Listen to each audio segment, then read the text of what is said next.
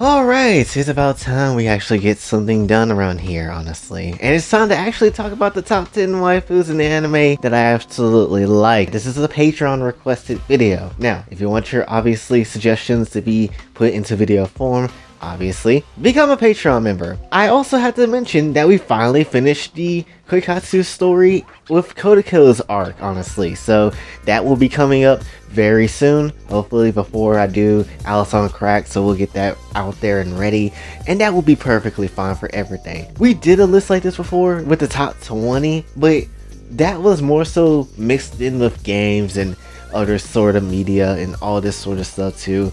That's not just anime. So this time, I want to try to do something different. Now obviously, if I would make a top 10 anime waifu list of all time, the obvious picks and answers will be there, like Madaka will be number 1, then Konako number 0, you know, like, and then, you know, the list would kind of be like that. And then you have like other characters I probably already mentioned before plenty of times on this channel. So what I'm going to do is not mention those characters. These are like another set that's not so obvious, and just another set that I feel like that will be pretty dang good just to have. So also, I am only doing anime only characters, meaning if you come from a game or a cartoon or anything like that, can't necessarily throw you in. Even Danganronpa and Persona can't necessarily do it because you didn't come from an anime first. Let's start with number 10, Ryoko. Now I ain't gonna lie, Ryoko's a throwback for me because definitely she's one of the characters I first met. She was one of the first characters I actually liked in anime and all that type of stuff when I first got into it as a kid.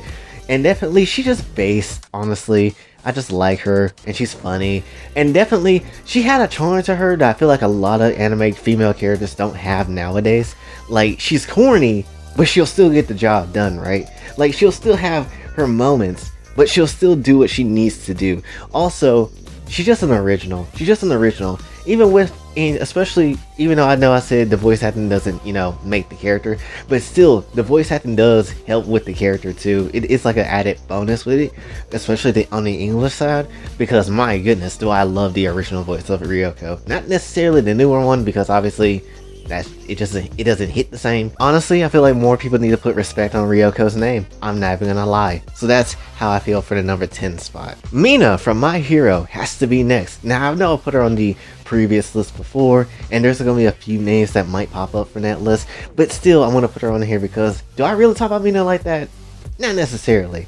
And there's not really too much for me to say about Mina because obviously we kind of know the obvious reasons why we like this lady. She is very thick. She has, you know, the outgoing personality, and definitely when it comes down to things, she has acid. And while it may burn, some things still going inside though. That's not even gonna be, you know, a question that you have to even ask right there. So when it comes down to things, obviously Mina is also another character that's pink. And sometimes that's the thing I like about characters, just being pink. There's also one pink character I absolutely despise, and I hate to the death of me. And you know exactly who I'm talking about, that wide-eyed lady. So when it comes down to things, I just like Mina just because.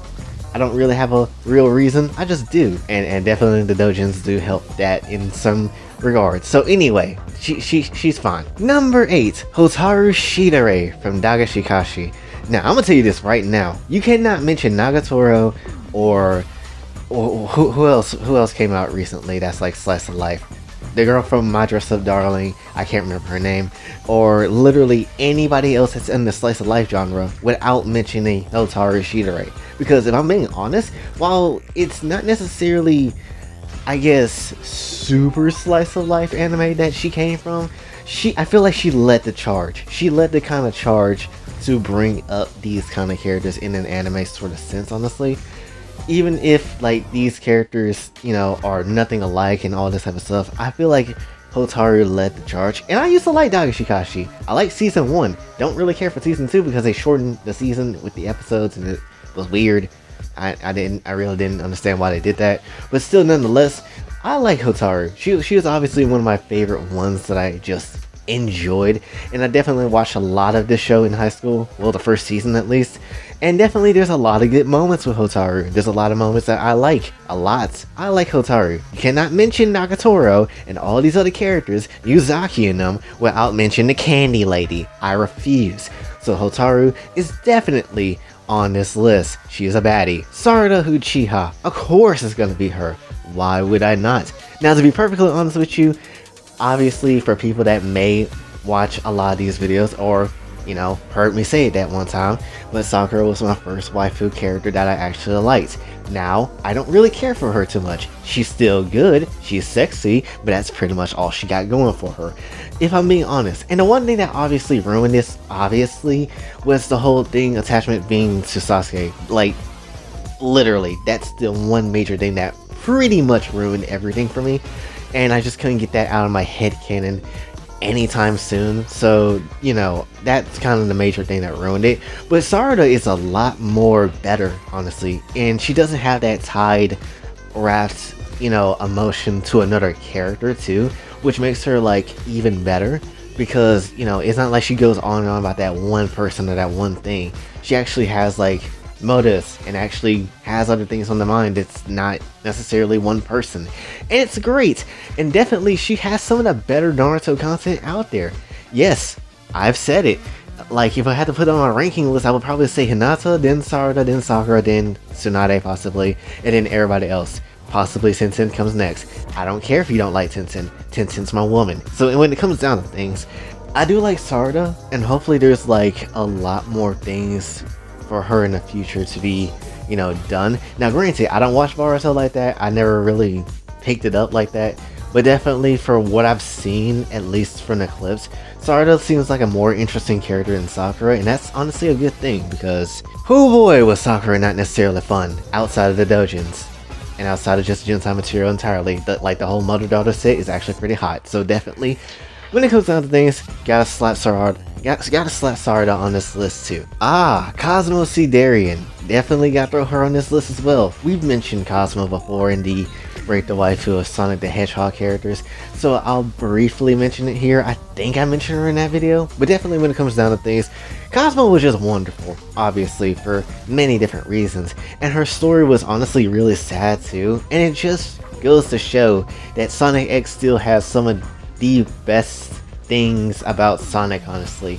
Even if the show is 20 years old, which I still can't believe that, but even if the show is 20 years old, Cosmo still is some of the best things that came out of that show. And I still can't get over the fact that if they were to literally remove some part of her that would have, you know, stopped the Metarex from spying in on her, she would literally become a literal vegetable. Like, it would, that's kind of dark for a kid show to say that. That's kind of brutal and dark, but it's true. It would have happened though if they went through with the surgery and whatever. But still, nonetheless, Cosmo is just a wonderful person, honestly. The ship between Tails and Cosmo is nice, and the fact that she had to sacrifice herself to save everybody's ass from the Metarex is just honestly sad, but it makes sense and it's wonderful. And the fact that there may be a hint of Cosmo somewhere out there still like growing as a plant, it's kind of cool. Maybe potentially she could come back from that. We never got that continuation for 20 years, but you know, I'm still always hoping on the hope that she could come back in some shape and form. Maybe. That's all I'm willing to see on it. But that's literally just the hope though. Definitely when it comes to Gensai material, she needs better Gensai material. The only people that really gives her stuff is PAL Comics and Mobius Unleash.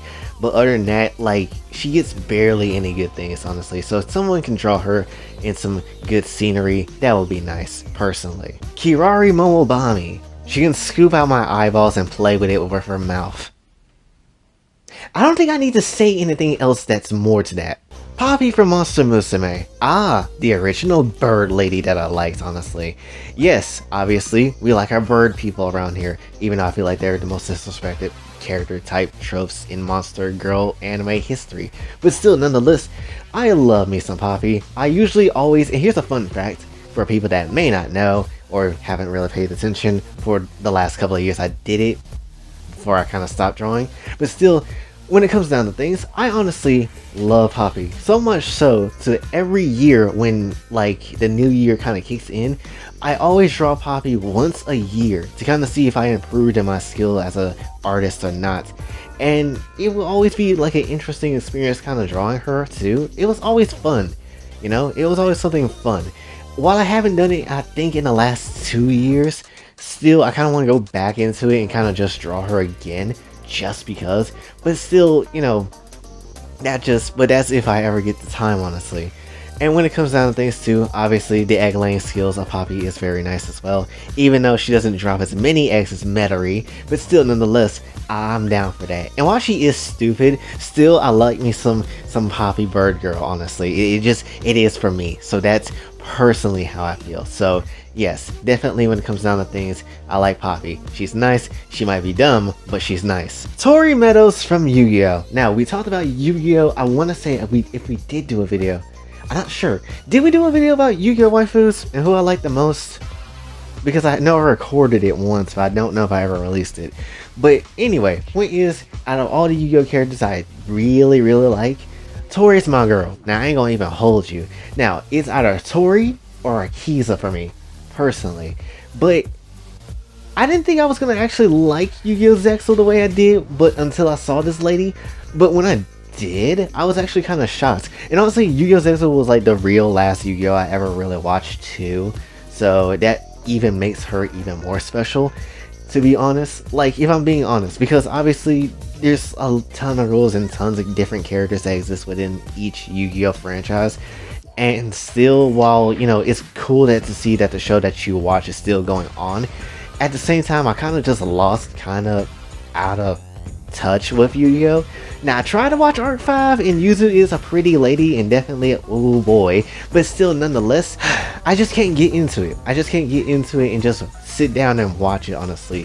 For Yuzu, I would probably try, but anything else, I kind of wouldn't care to watch anything of when it comes to YuGiOh, especially anything after that. But Tori definitely was the reason why I continued watching Zexal, and then I started liking all the characters in Zexal. And I think that's the first YuGiOh that I think the main character lost and couldn't recover, honestly. I think they had a bad ending in Zexal, I can't remember. But still, nonetheless, I still like it nonetheless. I still like it all the same. And lastly, maybe a shock pick, kinda, maybe. I don't know, we'll see. But the last person, and probably the person I will want to, you know, see more of or spend some quality time with, would probably be Mei Hatsume from My Hero. Now, I'll be perfectly honest with you, we do not get any type of time or type of, you know, scenery when it comes to Mei at all. And I get it, she's like a support hero character and, you know, background character out of everything. But still, nonetheless, I really wish we got more of her, honestly. Like, I really wish we got to see a lot more stuff when it comes to Mei. Because she was just interesting to me, like she was. And when it comes down to things, we just don't get anything. And even when it comes to the Gentai sort of sense, while she has some stuff, it's not a lot. And it's like, but why though? And even with Great Mate, before he stopped really doing a lot of the SFM stuff, before Great Mate, we had like a whole bunch of Toga content. And granted, I like me some Toga. I don't mind Toga. But man, do I wish we had some Mei content. Even La Brava can be thrown in the same umbrella as underrated characters when it comes to, you know, My Hero. Because we don't see anything about La Brava. Like, yeah, she did have that one moment, and yes, she was really irrelevant to the story because obviously that was like some type of, I won't say filler thing, but it's just something that kind of just happened. But still, nonetheless, I wish we had more stuff when it comes to La Brava and, you know, Mei, and even the fox lady that's in the manga. You know, we still don't know a name for her, but still, nonetheless, I wish we had more things related to these characters, honestly, whether it's official media or fan work. But definitely out of all of them, Mei and La Brava, but more so Mei, definitely deserves to have more content, whether it's Gentai or official material, it doesn't matter. So personally, I have to end this list off with Mei, because she's just good. I like Mei. She's fun, she's overactive, she's crazy, and I like me some crazy. So that's pretty much the entirety of this list, so hopefully you did enjoy. If you did, be sure to like, share, subscribe, hit the bell notification on your way out. Also follow me on Twitter if you'd like to donate to the channel. Patreon is available as well. And until then, it's YJ, sign off. Have a blessed day.